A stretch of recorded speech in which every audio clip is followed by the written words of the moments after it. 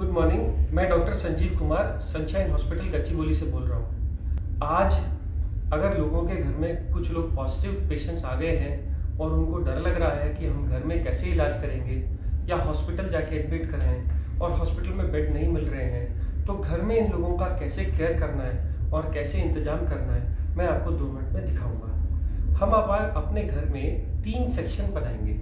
ये है हमारे घर का पहला सेक्शन। पहले सेक्शन में वो लोग रहेंगे जिन लोगों को कोई बुखार, जुकाम या कोरोना के फीचर्स नहीं हैं। जाकर के सब लोग टेस्टें कराने का कोई बेनिफिट नहीं है। जो लोग इन्फेक्टेड नहीं हैं, जिनको बुखार नहीं आ रहा, उनको सिर्फ 2-3 चीज़ों की ज़रूरत है। रोज अपना टेम्परेचर चेक करिए, फ्रीक्वेंट हैंड वॉश करिए, अगर घर में दूसरे से इंटरेक्ट कर रहे हैं तो फेस मास्क का यूज़ करिए और सोशल डिस्टेंसिंग, 1 हाथ की दूरी पे रहिए। इतने दूरी पे रहने पे कोरोना के फैलने का डर ऑलमोस्ट निल होता है। तो वो सब लोग, जो लोग ठीक हैं, जिन लोगों को फीवर नहीं आया है, वो लोग अपने घर के उस सेक्शन में रहेंगे जिस सेक्शन में दूसरे इन्फेक्टेड लोग नहीं हैं। जिनको फीवर आ गया है और जुकाम, बुखार, खांसी हो रही है, वो लोग घर के दूसरे सेक्शन में रहेंगे और इन दूसरे सेक्शन के अंदर जो लोग नॉर्मल हैं वो उनको डिस्पोजेबल्स में खाने का इंतजाम करेंगे। खाने में क्या खाएंगे? खाने में कोई भी वेजिटेरियन फूड, क्योंकि भूख कम हो जाती है, स्मेल कम हो जाती है, इसको आने में 1 महीना लगता है। इन लोगों को लिक्विड डाइट, सूप्स, जूस या ऐसी चीज़ें जो वो लोग खुद मांग रहे हों, सब अलाउड है। खाने में किसी चीज़ की मनाही नहीं है। आपको इसके अलावा क्या इलाज करना है? इन लोगों को बुखार हो सकता है। बुखार वाले लोगों को आपको बुखार की गोली सुबह, दोपहर, शाम देनी है। अगर बच्चे हैं तो यही गोली आधी हो जाएगी। अगर बिल्कुल खाना नहीं खा रहे तो ORS का सोल्यूशन देना है। कुछ लोगों को vitamin B, vitamin C, vitamin D, मैंने प्रिस्क्रिप्शन अपने व्हाट्सएप स्टेटस पे एक प्रिस्क्रिप्शन डाला हुआ है। इस प्रिस्क्रिप्शन को अगर आप प्रिंट करो तो ये कहता है कि आप पहले तो 1, 2 और 3 विटामिन हैं, अगली 2, एक तो फीवर की और जुकाम, बुखार, खांसी और गले दर्द की दवाइयाँ हैं। ये दवाइयाँ आप लीजिए। इस पर्चे से आप ये सिम्टोमेटिक ट्रीटमेंट कर सकते हैं। नॉर्मली कोरोना वायरस एक नॉर्मल सा, माइल्ड सा वायरस है। 99% लोग इससे ठीक हो जाते हैं और उनको कुछ और चीज़ की ज़रूरत नहीं पड़ती। बट 1% लोग जब बीमार होते हैं तो उनका बुखार बहुत तेज हो जाता है, वो लोग खाना खाना छोड़ देते हैं और उनकी ऑक्सीजन सैचुरेशन कम होने लगती है। हैबत होने पे ऐसे लोगों के लिए घर में हम लोग पल्स ऑक्सीमीटर लेके आते हैं। ये पल्स ऑक्सीमीटर हम पेशेंट्स को रोज लगाएंगे। लगाने के बाद, ये कनेक्ट करने के बाद, एक बटन दबाने से पल्स ऑक्सीमीटर ऑन हो जाता है और ऑन होने पे थोड़ी देर वेट करना है। ये आपको पल्स दिखाने लगता है। जब ये पल्स दिखाएगा तभी उस वैल्यू को मानना है। जब ये वैल्यू आ जाएगी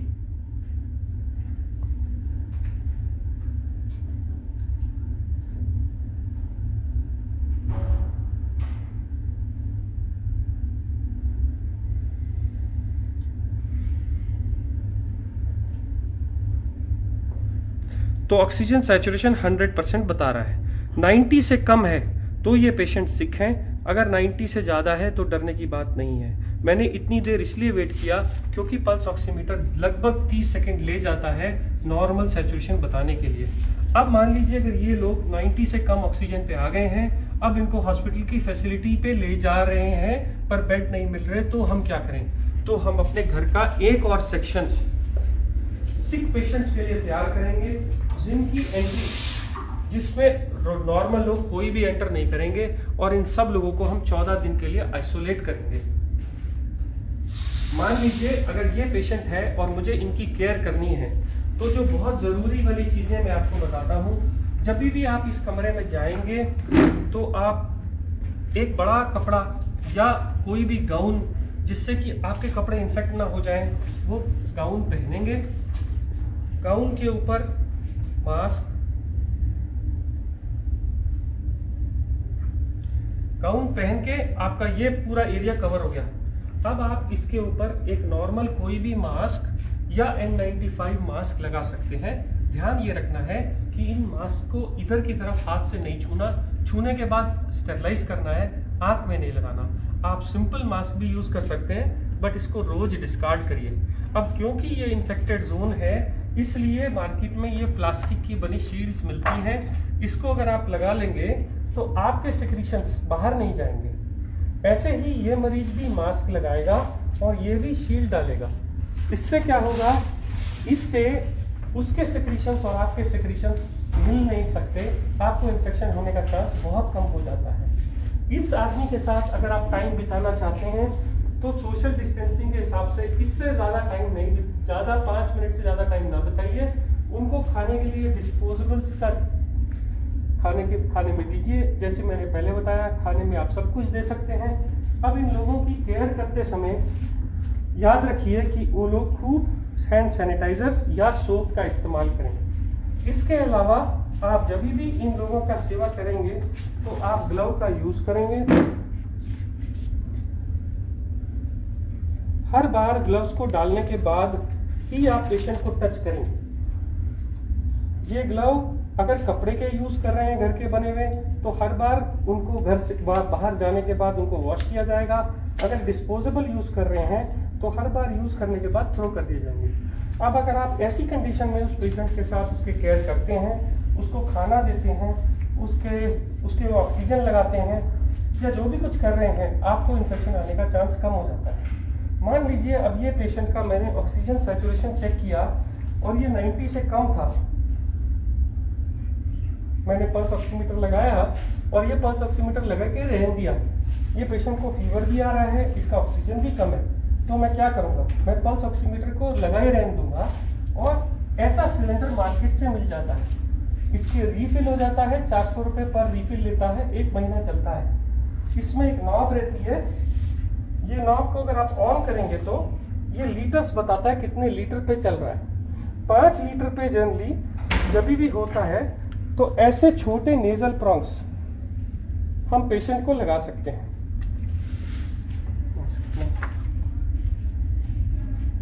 ऐसे नेजल प्रॉन्ग लगा सकते हैं। नेजल प्रॉन्ग लगाने के बाद आप ये पल्स ऑक्सीमीटर की रीडिंग देखिए कितनी आ रही है। अगर ये 90 से ज़्यादा नहीं आ रही और पेशेंट को तभी भी हैबत हो रही है, तो आप ये नेजल प्रॉन्ग हटा के मार्केट से ये बड़े वाला मास्क ला सकते हैं।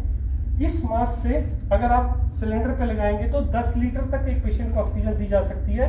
तब आप ऑक्सीजन चेक करिए, 5 मिनट वेट करिए ऑक्सीजन देके। इसके बाद भी अगर ऑक्सीजन इंप्रूव नहीं हो रही तो आपके पास लास्ट ऑप्शन बचती है हाई फ्लो ऑक्सीजन मास्क। ये मास्क के साथ एक गुब्बारा लगा रहता है, इसको जैसे ही हम ऑक्सीजन से कनेक्ट करते हैं तो ये ऑक्सीजन एक्स्ट्रा देता है और इसमें आप 15 लीटर तक ऑक्सीजन भर सकते हैं। ये गुब्बारा भर जाने के बाद जब आप लगाते हैं तो पेशेंट की हैबत या ऑक्सीजन सैचुरेशन इंप्रूव कर जाती है। इसको लगाने के बाद आप सैचुरेशन को देखते जाइए, जब वो 90 से ऊपर हो जाए उसको ऐसे ही रहने दीजिए। दिन में ये लोग मास्क 3 से 4 घंटे लगा सकते हैं और जैसे अगर हैबत होने लगे तो छोटे मास्क पे आ सकते हैं। और अगर हो सके तो सोते वक्त बेड एंड को थोड़ा ऊंचा करके रखिए। अब इस कमरे की सेफ्टी के लिए कि इन्फेक्शन बाहर न जाए, घर का बना फिनाइल या कोई भी एंटीसेप्टिक सोल्यूशन से घर का पोछा मारिए। अब आप इस कमरे से जब बाहर आने लगे तो आपको सबसे पहला काम क्या करना है, ग्लव उतार के डस्टबिन में फेंक देने हैं और ये गाउन निकाल के आपको बाहर नहीं जाना। आप ये गाउन को हटा के उसी कमरे में छोड़ देंगे, मास्क शील्ड्स उसी कमरे में छोड़ देंगे और हैंड वॉश करके आप पूरा हैंड वॉश करके इस कमरे से बाहर आएंगे। 14 दिन तक अगर इन लोगों की ऐसे ही सेवा करी जाए तो ये लोग इम्प्रूव हो जाते हैं। अब इन लोगों की दवाइयों का क्या, मैंने जैसे पहले बताया था, मैंने अपने व्हाट्सएप स्टेटस पे एक और ट्रीटमेंट डाला है। ये ट्रीटमेंट उन लोगों के लिए है जिनको बेड्स नहीं मिल रहे, हॉस्पिटल फैसिलिटी नहीं है और दवाई देने का और कोई इंतजाम नहीं है।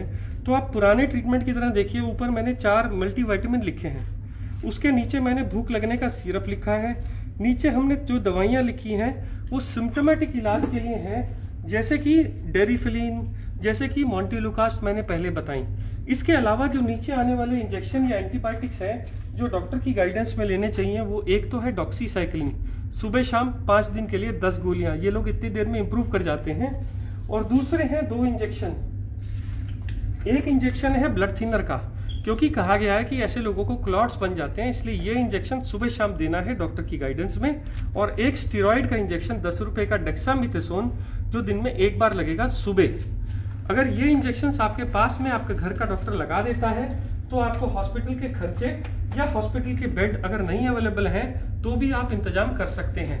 कुछ लोग बोलते हैं हमारे पास इंजेक्शन की कोई भी सहूलियत नहीं है, कोई भी डॉक्टर नहीं आ रहा है, तो मैंने एक ब्लड थिनर एपिक्साबैन और एक स्टेरॉइड ओरल मिथाइल प्रेडनिसोलोन भी रखा है।